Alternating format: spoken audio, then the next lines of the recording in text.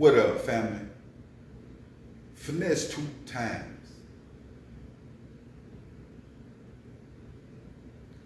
Man, when it comes to Finesse and the Memphis politics, he very involved. What I mean when it comes to the hip hop game, we all know who. When it comes to Gotti or Moneybagg or PR, all the way around the wood, right? Even street politics with people trying to get in good graces with Finesse2tymes and what he got going. We seen Finesse come out the feds, fam. I must say he one of the only ones that came out running with hit records. You can't take that away from Finesse. That back end, I mean, he come out on fire. And it's hard to do 5-6 years to come back and just drop to what a world rock with you like that, right? So we got a core fan base that you can't take that away from. On the other hand, Finesse get a lot of backlash about the pimp situation and the way he lived with his women, the poly relationship, right? And we just seen Finesse2tymes before we get into details when it comes to his relationship, pretty much guerrilla pimping that we seen, because he was checking them without them having no comeback. That means what I say goes, guerrilla pimping level. Now in Memphis, if you don't know, they grew up on the pimping. This way they look at the game, right? We know Big Jook also just lost his life. A lot of things came to surface after Big Jook lost his life. People started talking about memories and things that was going on, the type of relationships that they had. This situation with Finesse2tymes, it hit different. The reason I'm covering it, because they had a personal relationship like we didn't know. He said 2 days before Jook died, he hit him up saying that he not gonna rock with a certain individual. Finesse2tymes didn't say his name, and Finesse didn't rock with him.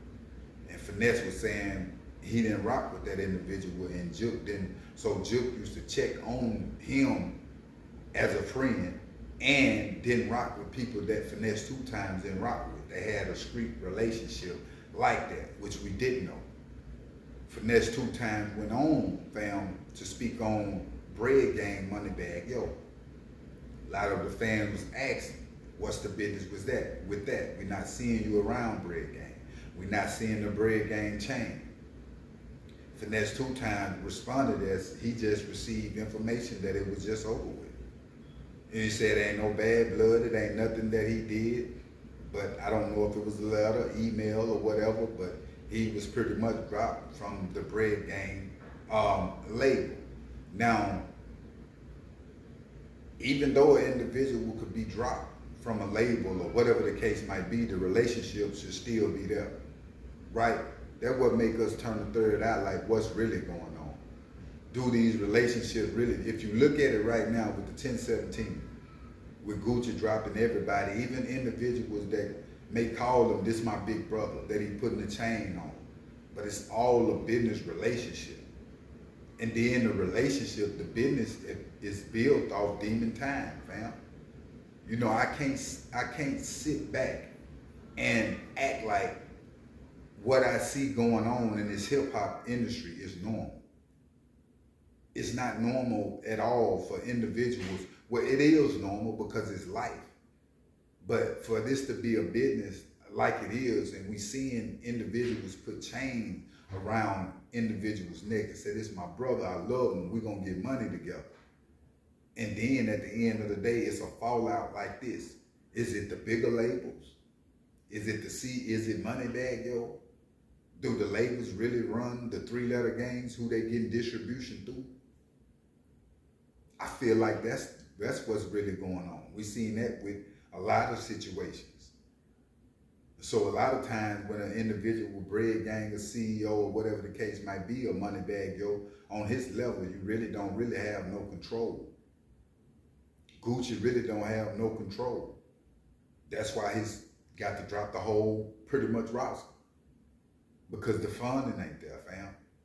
And then the artist got to come with them records too.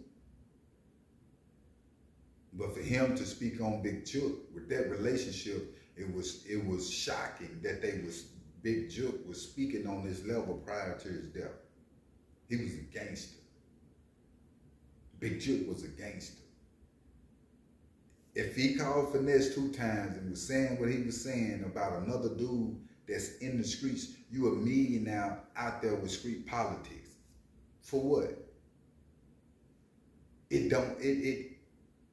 But that's how these cities be, like Memphis.